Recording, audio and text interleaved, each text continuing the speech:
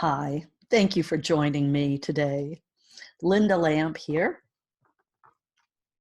I wanted to do a little training on how to use Zoom because that's the platform that I'm using, and a lot of other people are using it too. And you can also use it yourself for personal stuff. So, I use it for meditations and for training videos, but you can use it for family get-togethers or friend get-togethers, and it's free for simple usage. So let me just do a little overview of that for you. So I'm going to share my screen, and I'm going to take you to Zoom. So here you can see this is the main screen that you get to if you just go to Zoom on a browser on a laptop. Now you can use Zoom on a computer, on a phone, or on any kind of mobile device. On the mobile devices, you're going to go to the App Store and you're going to look for the icon that looks like this, and I'll get that up on my phone for you in a second here. On your computer, if you have a meeting ID, you can simply click join a meeting, put that meeting ID in, and there's a small piece of software that needs to come down to your computer, and it will do that, and then boom, you can participate in the meeting.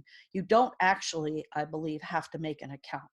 You can simply, when you go to join a meeting, it'll ask you for a couple of things, like a phone number and your name. I think that's about it.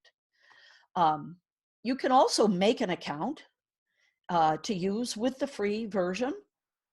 You don't have to buy it to use the free version.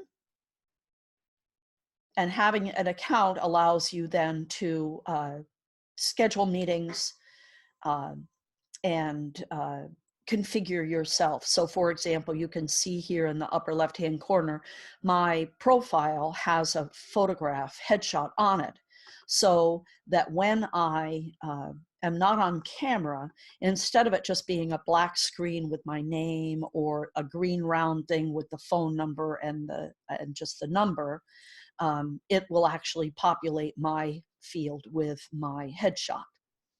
So for the free version, you can hold up to 40-minute long meetings and up to 100 participants. So if you have a big family, it's a great way to get your family all together. Or if you want to get a bunch of friends together and play a trivia game together or something, you can have up to 100 participants. Or if you want to do like I do and do video trainings and that kind of thing, you can do that too. And up to 100 participants can join. The real issue here is the 40-minute limit. Now, what you need to know is, let's say you've got a big group of your family together and you were only going to get together for half an hour, and now it's run long. What you can do is just, if it'll just kick you off, and it'll say your free meeting has ended. And then everybody just put that meeting ID back in and come back in, and you can go on for another 40 minutes. If you don't want a limitation or have to deal with that, you can purchase it. The prices that you see here are, let's see, I don't know why it took me to that plan. Plans and pricing. Let's see if it'll go back in there. That was the screen I was expecting. If you go into this screen here, maybe that was the screen I was expecting. There we go. Okay, it's because I'm signed in that it's showing me that. So let me go back. That $14.99 number that you see here, that's by the month, and there is a discount if you were to purchase it by the year. So now let me give you I'm going to stop this screen share, and I'm going to, oh, I see the sun is doing a wonderful thing here. Let me see if I can move that makes it worse. That makes it a little better. I'm going to do another screen share of this photo here. And so these are the controls that you'll see. You won't see this, or you don't see the bar at the top anyway. You're just seeing the bar at the bottom. And you would mute yourself. Normally when you join a meeting, the default is usually that your incoming microphone is going to be muted.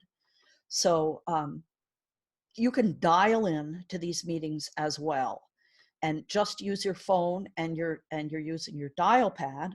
And in that case, you're bypassing all of the video. And so in that case, you come in, it's a really good idea for you to have your end muted as well, because you don't know whether or not you're coming into a meeting that's automatically going to mute you. And a lot of times, the people that are on phone calls in these meetings can be the ones that are generating distracting background noises. So just for the sake of everybody, mute yourself. The disadvantage to dialing in is that you don't have these other things that you would have if you were using the app on your phone, or the laptop. So, and I was going to try and find you the app in your phone so that you know what to look for. So you just go in and look for Zoom, and there may be some other options, but the one that you're going to want to look for, and let me stop this share for a second, is you're going to want to look for the one that's got that little, this icon right here. That's the Zoom icon that you're looking for in the app. And that'll be either in the Google Play Store or in your App Store on the iPhone. So now let me go back to the controls here.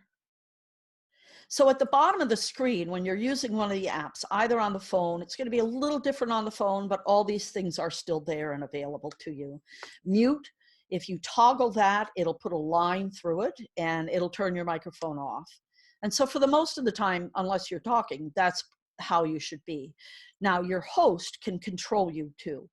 And so as the host can go and can turn microphones off and on. Next to the microphone is a little up arrow, and if you click on that, it will give you some audio options. If you're having trouble with your audio, there's a place in there to look. If you're using an external microphone, as I am at the moment, that's where you would set that. This video icon here is for your own video, and it will allow you to turn your video on and off. And as I said, if you have an account, then when you turn your video off, which I'll demonstrate for you in a second, it'll populate the screen with a headshot or whatever photo you have set. Otherwise, it'll just be either the black screen with your name, or if you've dialed in, it'll be a round handset icon with the phone number at the bottom. This little up arrow next to the stop video, if you click on that, will pop up some options, including the option for a virtual background, which I'll demonstrate when we get done with this. Invite allows you, while you're in a meeting, to get the invitation, and you can message it out to other people to have them join you while you're there. Participants, now this photo says manage participants because I'm a host, but in the case of you as an attendee, it will just say participants, and you can click on that and you can see all the names and phone numbers of people that have attended. I believe that's also where the raise hand option is. So if you're on a mobile device or you're on your laptop and the host talks about raising your hand, they don't mean this, although that will work quite often. What they mean is an option in here that you raise your hand. And that way somebody sitting at a console who's not watching the video, but who's helping manage the call, will know that there's a participant that has something they'd like to say. Polling is helpful if you're a host. You can also do polling of things, like with classes and that kind of thing. There are times where you're asked to participate in a poll. If we're talking about, let's say you got a bunch of family together on a Zoom, and you're wanting to decide, next year's family vacation, because obviously nobody's talking about family vacation this year at the moment anyway. But and you've got, say, 3 or 4 suggestions. You can do a poll, and that way people can vote, and it's anonymous. And then as a host, you end up with all the data that you want. So that's what polling is. Share allows you to share your screen. Everybody has that option, but your meeting host will have determined whether or not you can share willy-nilly, or they may have to grant you permission. A lot of times sharing your screen is not even something that you would consider. There's another little up arrow there that pertains to sharing screens. And then there is a chat button. And when you click the chat button, it slides this window open and opens up a chat screen. And you can participate in the chat by sending messages to everybody, or you can even pick a certain person out and have a private conversation on the side while whatever's going on in the Zoom. Record allows you to record a meeting. Most of the time, you have to be a host to do that, unless the meeting has been set up so that anybody can record it. A lot of meetings, if I click record, it says, you have to ask for the host permission. But again, these are all things that you would set in the settings for the meeting itself. And then these little dots here, click more, tend to be more for teaching meetings or those kinds of events where maybe you're also live streaming to Facebook, or you're also live streaming to YouTube. That's where you would access those. So primarily, a lot of times people get lost with where stuff goes. And when people are sharing their screen, often that black bar at the bottom will end up at the top of the screen. So I'm going to stop the screen share now. I was going to show you how a vertical background or a virtual background worked. Now, when they say when you do a virtual background, it's best if you have what's called a green screen behind you. So that would be like what the weather people on TV stand in front of, a blue or a green screen. If you don't have that, these virtual backgrounds still quite often will work. As you can see there, I've switched. Now that's a photograph of a place nearby. But if you watch what happens, like my arm has disappeared because I don't have the green screen behind me. I just have what you've seen behind me, my regular background where I'm sitting. So, but you can use anything. So for example, if you just wanted to have what looked like a room blurry in the background, you could do that. You can do a wallpaper of just about anything that you like. So, so that's that. It makes it a little fun. And if you're in a space that's not great for the background, it's nice to be able to throw up a photo. And if you don't care that you disappear in and out of the thing, you don't need the green screen either. That would be making it more professional looking. So what else was there? Oh, I know what I wanted to do. So I want to show you what the app looks like when you're in the app. And so here's your, this is a new meeting. If you were going to start a new meeting, join a meeting, schedule a meeting, or share a screen. And then at the bottom, you've got meet and chat, meetings, contacts, and settings. So I'm going to, from this meeting, join a meeting. You know what? It's not going to let me do that because I need to make a separate personality if I'm going to demonstrate that to you. So I'm sorry, that will not work. Okay. Well, I think that's good for the overview. Remember, you can use your phone, your iPad, or your computer. You can use the app, or you can just dial in. If you dial in, you don't get to see anybody, and they don't get to see you, and you really don't have any controls. Um, but you do have a few. And so what you can do is *9 will raise your hand. So if the host of the meeting is monitoring that part of the Zoom console, they'll see that you have something to say. The other thing that you can do is, in addition to your regular mute control, so, when I say mute yourself on the phone, what I'm meaning is, once you've called, let me, no, let's see. Hang on a second. Let me